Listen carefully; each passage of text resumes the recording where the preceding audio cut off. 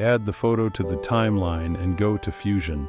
Add a transform node and scale up the image. Add a grid warp node.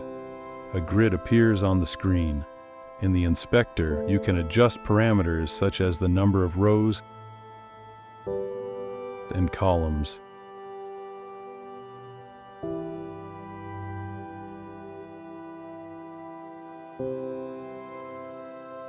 A circle also appears around the cursor. This is the area affected by the deformation. You can change its size in the inspector as well.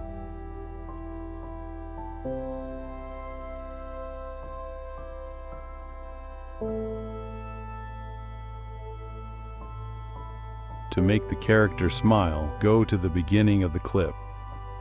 In the lower right corner of the inspector, click Animate. This sets a keyframe at the current playhead position. Move forward 20 to 30 frames and create a smile on the character's face.